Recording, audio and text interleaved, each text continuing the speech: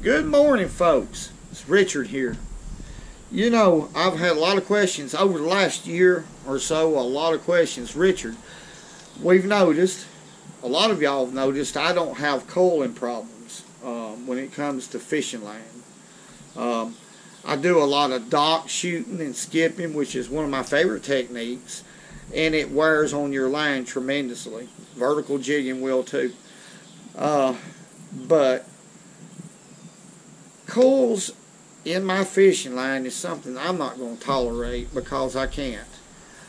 When I go fishing, I'm going to catch fish, and if you're having a difficult time with your line coiling or wind knots, anything of that nature, it's going to interfere with your fishing.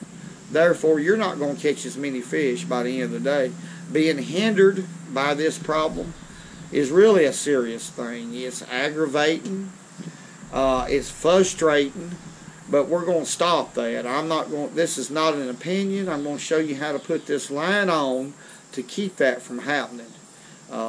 It'll make you instead of frowning and getting upset and aggravated enough to where you just want to throw that reel and rod and everything out in the water and pack up and go home. And I know the feeling. You can fish efficiently and catch fish. Focus your efforts on catching these fish. Let's put it on. Alright, the first thing that I do is, you know, all this line has a sticker, the company's logo. Here's one on back. These has got to be removed.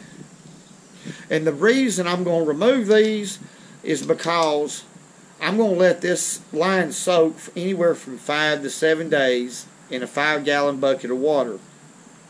Okay.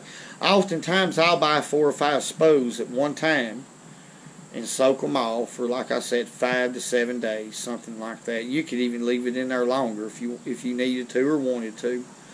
What that'll do to start with, that'll reduce line memory. It will limp this line up. And but the stickers has got to be removed, and the reason is because the glue somehow works out from under the sticker, the label, and will get and work deep into your line. Therefore, it will ruin this whole spool if you don't get these stickers off. Okay, folks, I got the labels are off, both sides. Now I've got a rag right here, and it's just got a little bit of soap on it. I'm going to get all this glue residue off the ends of this spool right here. It's got to come off. It's got to be, all of it's got to be clean. Every bit of that sticky tacky, it's got to come off. Okay. It's off. Next step.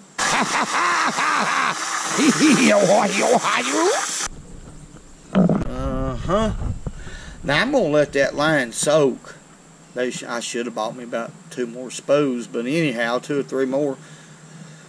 It was on sale, but I'm going to let this stuff right here soak for about 5 to 6 days, 7 days.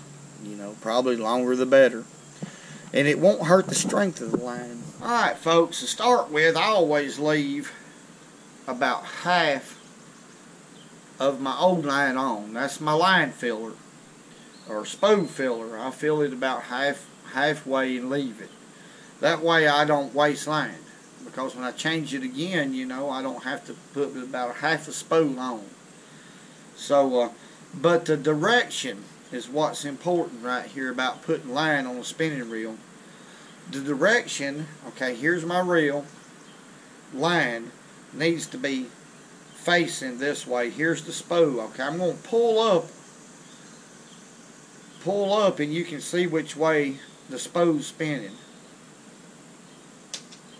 Okay, to y'all, that is what? Counterclockwise? Is that right? It's clockwise for me, so from your direction it'd be counterclockwise. That's the way it needs to come off. Just like that. Off of this spool onto this reel. And you know, a lot of folks that'll say, oh, let it come off that direction, then flip it, and then a few turns, and then flip it back and forth. That don't work. It just simply don't work, because I've tried it. So I'll show you how I do it by myself, but you can let somebody stick a pencil through here, okay, and hold it for you, and you can just simply let them hold the same tension though on the spool and simply reel it slowly on your reel. Or if you're by yourself, you can put it between your feet like I'm fixing to do. And the main thing is for me to pull up on my rod and reel it and keep the same pressure until I feel this spool up. Real simple. But that's the direction. That's the most important thing. Direction needs to be, it needs to come onto this spool and off of this one like that.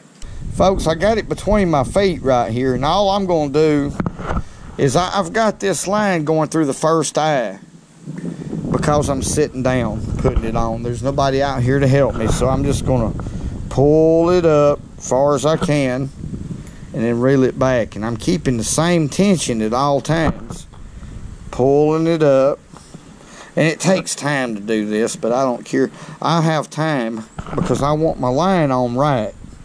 Pull it up and then put it back. It's a little bit awkward right here, all this, but y'all get the general idea. Just like that. Now that line, I'm going to let it go limp right here, and you'll see that there's no coiling. It's just as straight as it can be. I hope y'all can see that. See, the tension's off of it. And I don't know if y'all can see that or not. The tension's off of it, and if you can see the line, it's just as straight as it can be. Alright folks, I hope that'll help you. It certainly has helped me through the years. Line problems, line twists, oh, there's nothing worse. But I want to say a special shout out to the Bill Bob. This is Bill Bob right here. He is a Vietnam hero. He done a lot of stuff. Let's check him out right there. See him right there? He looks kind of like Elmo, don't he? But he's, from what I heard, he's a real good fella. He does, he'll do anything for anybody. And I know several that was over there. In fact, 2 of my brothers was over there in Vietnam. They don't like to talk about it. They never have, but one of them is gone now, but the other one's still living. But it's they went through a lot, folks, and I appreciate everything that they did over there. And Bill Bob sent me this to keep my cokes and my water cool, because it's been a hot summer. And I thank you, Bill Bob. It's been field tested right here, and Bill Bob approved. From crappie.com. So Bill Bob is probably a good fisherman. I don't know. He looks like he might could catch a fish or two, but I don't know. You know, I mean, one day we might be able to find out if old Bill Bob can fish or not, but I bet you he can. But I hope you enjoyed the video. That's how I do it. I've been doing it for so long that you know, about any kind of mono will work using this right here. I mean, even the cheapest stuff you can find. You got to get that line memory out first thing. Put it on the spool correctly from one direction, and you should have good luck with it. You can do more fishing than picking around on it, okay, and cutting line, and God, it's aggravating. But and remember, go fishing when you can, because it's good. Thank y'all for watching.